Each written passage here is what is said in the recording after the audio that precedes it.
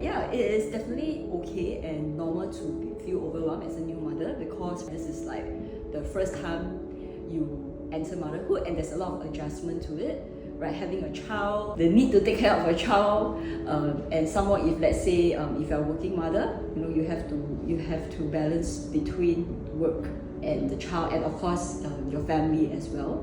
So it is normal to feel overwhelmed. I suppose different people have different way of managing stress, right? Because not one method works for everyone. So like for myself, right, part of my self-care or stress management is really like doing the things that I enjoy. So for example, like sports or even cooking as well. Especially when you need to take care of younger, like a baby, right? The time for yourself is really very minimum, right? You don't expect to have like 4 or 5 hours of me time. So for what works for me is that, when my child is sleeping or taking a nap, right, then at least that, I don't know, like 20 to 30 minutes, I can have that time to spend time for myself or even my partner. Yeah, so that is how I de-stress or manage my stress.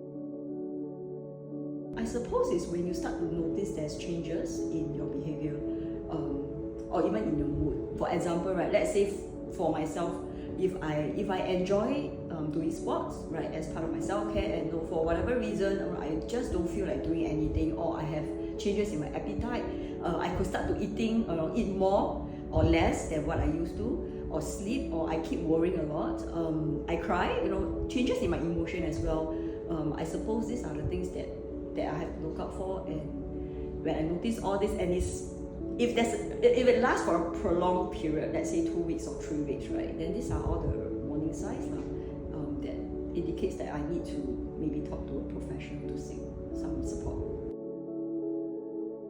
Some of the symptoms or signs, right, is really like changes in your behavior, in terms of your mood. If you notice that you start to cry a lot, right, or you don't, usually you will feel like happy, and then you start to notice that you just break down, or even in terms of sleep as well, you cannot sleep, or you keep worrying a lot of things, and you start to isolate yourself as well, like you don't feel like doing anything, and I suppose also in terms of having thoughts as well, thoughts of ending your life or thoughts of self-harm.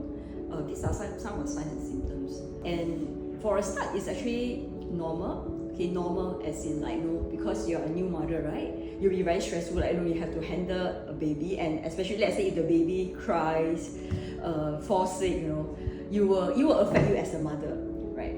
So when you're experiencing some of the symptoms, it's normal. However, again, if you keep experiencing this kind of symptoms or signs, right, then it's also a telling sign that hey, you need some support.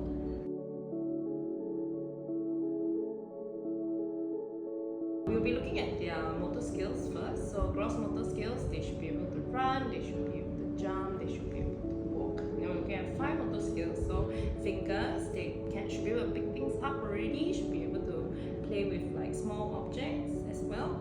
And then on the aspect of their language, they should be able to start talking. We should be able to hear words coming from them. For particularly verbose children, you might get 3, 4 even phrases coming out. And then for their social emotional development, they should be able to express different emotions on their face, such as like happiness, sadness, anger, or fear. For their cognitive skills, they should be able to recognize faces as well as objects. It is very important to expose your child to as much language as possible. So you might want to talk to them as much as possible. You can engage and play with them, interact with them. It's important also that you give them the important is as much exposure to different things as possible, because they are just absorbing whatever is around them at the moment. So even if you're giving them toys, give them toys with different textures, different sounds, different objects. You're talking to people, give them let them see different types of people, different types of places. A lot of it is just exposure. So because now they're just trying to absorb everything and learn everything from around them.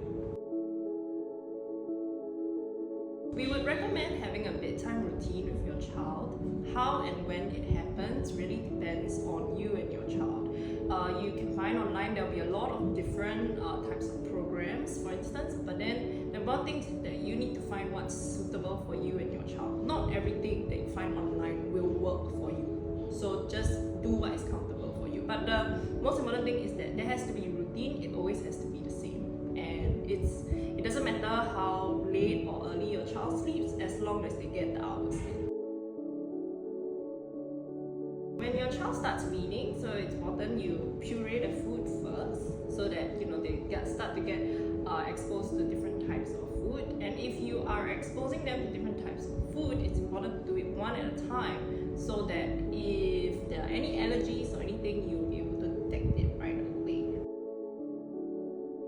This happens when you see a very big difference in how your child behaves, and if it happens over a long period of time. So for instance, maybe a child who tends to look when you call their name suddenly stops looking or starts ignoring you. So once they start ignoring you for an extended period of time, like months, and then despite you calling them over and over again, then that might be something that you might want to look at. If your child is going to school, it's important to listen to what the teacher says about your child's behavior in school as well.